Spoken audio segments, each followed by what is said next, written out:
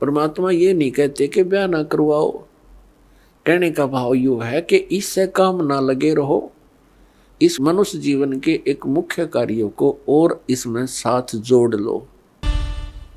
तो पुण्यात्मा, सत्संग के अंदर सर्वप्रथम तो ये याद दिलाई जाती है कि मनुष्य जीवन किस लिए प्राप्त होता है। मनुष्य जीवन के कार्य का वास्तविक ज्ञान हो जाता है कि हमने क्या करना चाहिए, इससे मोक्ष प्राप्ति का प्रयत्न करना चाहिए। कल्याण के लिए सबसे अधिक प्रयत्न करना चाहिए। तो उसके बाद आवश्यकता पड़ती है कि गुरु पूरा हो। तो गुरु पूरे से फिर आपका काम चलेगा। इसमें मुख्य ये दो कड़ी होती है। प्रथम, पूर्ण संत की प्राप्ति होने पर ही आपको सत्संग प्राप्त होगा, और सत्संग से ये ज्ञान होगा कि मनुष्य जीवन किस लिए मिला था। तो फिर आपका कल्याण बहुत आसानी से हो जाएगा। तो पुण्यात्मा, जो संपूर्ण ज्ञान है, संपूर्ण अध्यात्म ज्ञान है, ये पूर्ण संत ही बता सकता है। अब जैसे परमात्मा ने कहा है कि मानुष जन्म पाय कर नहीं रटे हरि नाम, जैसे कुआं जल बिना बनवाया क्या काम। परमात्मा ने मनुष्य जीवन की आवश्यकता कितनी बताई है कि जो व्यक्ति, जो प्राणी मनुष्य जीवन प्राप्त करके परमात्मा का नाम जाप नहीं करता, उसकी भक्ति साधना नहीं करता, वो तो ऐसा है जैसा जल रहित कूप होता है, वेल विदाउट वाटर, बिना पानी का कुआं। उसका नाम कूप अवश्य है जिसमें जल नहीं, लेकिन गुण कूप के नहीं है। ठीक इसी प्रकार जो व्यक्ति परमात्मा की भक्ति नहीं करते, तो वो ऐसे हैं जैसे जल रहित कूप। उसका नाम मनुष्य अवश्य है, लेकिन गुण मनुष्य के नहीं हो सकते। उसके लिए सत्संग की आवश्यकता पड़ती है, और सत्संग के अंदर ये याद दिलाया जाता है कि परमात्मा की भक्ति किस लिए करें। परमात्मा की भक्ति इसलिए करें कि परमात्मा याद दिलाते हैं, साहेब से चतला ले रे मन गर्भ गुमानी। साहेब में भगवान से, परमात्मा से चतला, विशेष कसक बना भगवान की तरफ।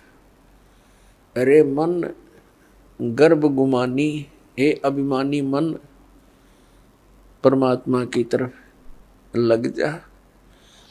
क्यों लग जा, किस लिए, क्या कारण है? ना लगने से क्या हानि है, लगने से क्या लाभ है? ना भी कमल में नीर जमा, तेरा दीना मैल बनाए। नीचे जठरा अग्नि जल थी, वहां तेरी करी सहाय। नीचे शीस चरण ऊपर को वो दिन याद कराए।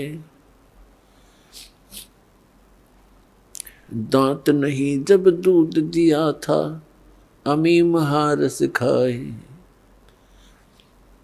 बाहर आया भरम बुलाया, बाजे तोर सुनाए।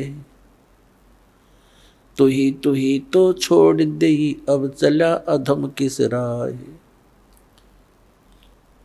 दाई आई घुटी प्याई, माता गोद खिलाए।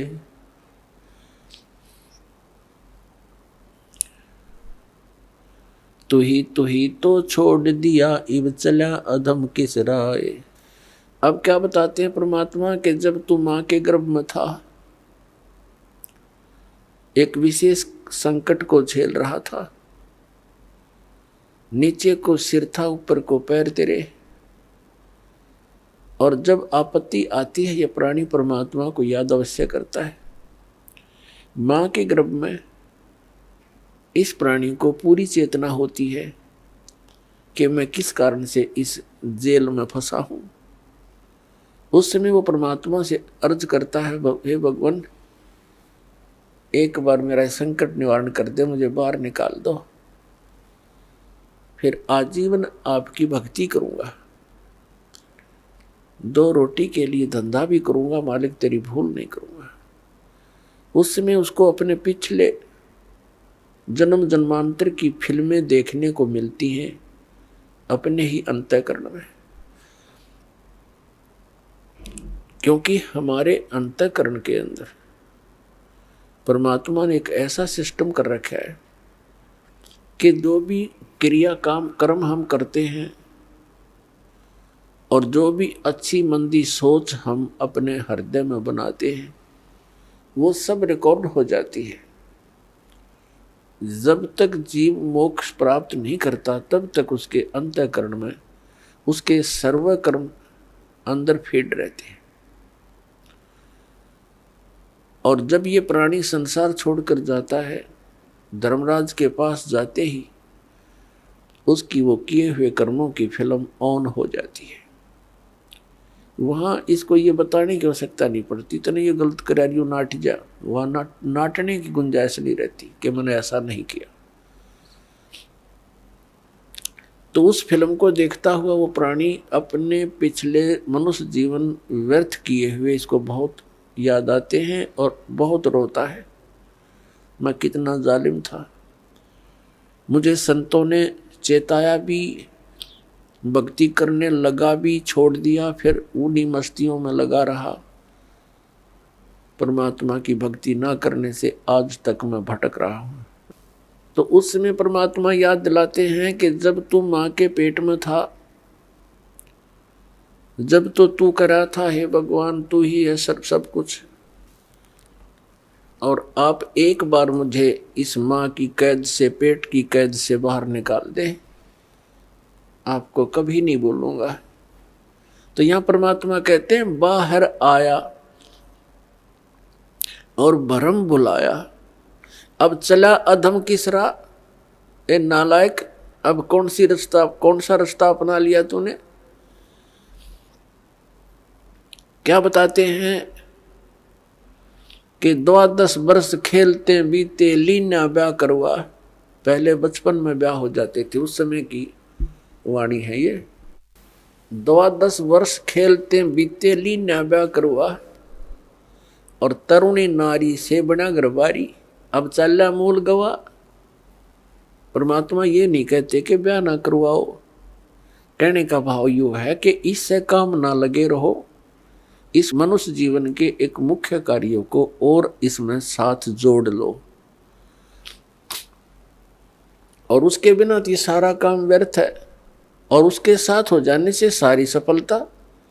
जब व्यक्ति महादुखी हो जाता है, अपने सतर के सब प्रयत्न ये कर लेता है, चाहे राजा भी क्यों न हो,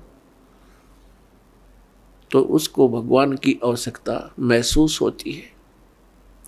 राजा लोग भी परमात्मा के लिए साधु संतों के पास जाते हैं, आशीर्वाद प्राप्त करते हैं।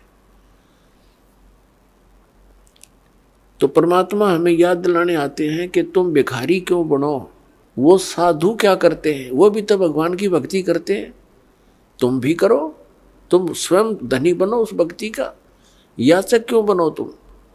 तो वह हमारे समझ में नहीं आई, क्योंकि हम इस गाइड गणे कर रखे हैं। हमने सोच ये रखा है कि भक्ति तो वो लोग करते हैं जो गुफाओं में बैठे, भक्ति तो वही कर सकते हैं जो बिल्कुल घर त्याग कर जंगल में जा बैठे हुए फरी हैं।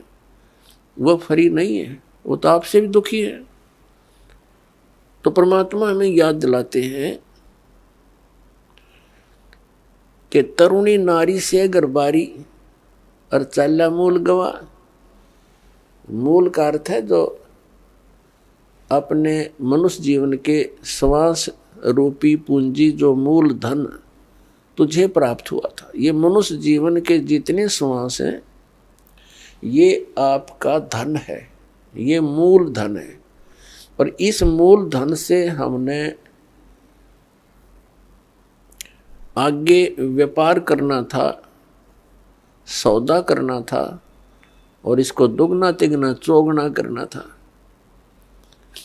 परमात्मा कहते हैं कि 3 लोक और भवन चतुर्दश सब जग सौदे आही, और दुगने तिगने और किए चौगने और किन हो मूल गवाही। 3 लोक और भवन चतुर्दश ये सभी अपने सौदे के लिए आए हुए। जैसे कोई व्यक्ति विदेश चला गया या दूसरे शहर में चला गया 2, 4, 10 लाख रुपए लेकर व्यापार करने के उद्देश्य से कि उनकी 10 के 20 बनाऊं, अपने नेक नीति से कमाऊं, और वो उन पैसों से ही जाकर के होटल में मौज मस्ती कर रहा है, व्यापार कर नहीं रहा, बिजनेस कर नहीं रहा, तो उस मूल धन को खर्च रहा है, उसको बर्बाद कर रहा है और एक दिन कंगाल होकर स्वदेश लौट आएगा और किसी के मजदूर लगेगा। और दूसरा व्यक्ति उन 10 लाख रुपयों से सौदा खरीदता है, बेचता है, दुगने तिगने कर रहा है, तो उसने उसका यथार्थ लाभ प्राप्त कर लिया।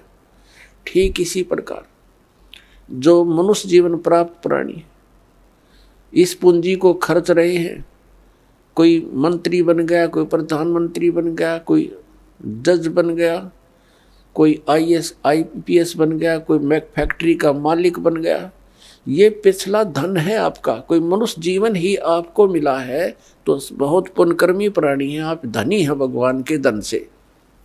जिसको मनुष्य जीवन प्राप्त है वो मूल धन पूरा लिए हुए है। बाकी ये उच्च पोस्ट प्राप्त हो जाना, राजा बन जाना, ये उस भक्ति धन का एक एक्स्ट्रा आइटम है। ये केवल दान पुण्य का ही फल है इनका। और मूल पूंजी वो भक्ति वाली वो सबकी मनुष्य जीवन प्राप्त प्राणियों की एक जैसी है, जिनको मनुष्य जीवन मिल गया। चाहे वो रिक्शा चलाता है, चाहे मजदूर है, चाहे सेठ है, और चाहे मंत्री या प्रधानमंत्री है, कोई भी है। भक्ति धन आपका जो है नाम की कमाई वाला धन तो सबका समान है। और रहे पुण्यों का, उन पुण्यों से ये उच्च पोस्ट मिल जाती है। तो कहने का भाव ये है दास का कि जो इस मनुष्य जीवन के इस मूल धन से फिर से अपनी कमाई शुरू कर देता है, परम संत की शरण से उपदेश प्राप्त करके फिर अपने उस दैनिक कार्य के साथ साथ ये भी एक मजदूरी करता है, तो वो दुगने तिगने और चौगने बना रहा है अपने मूल धन के।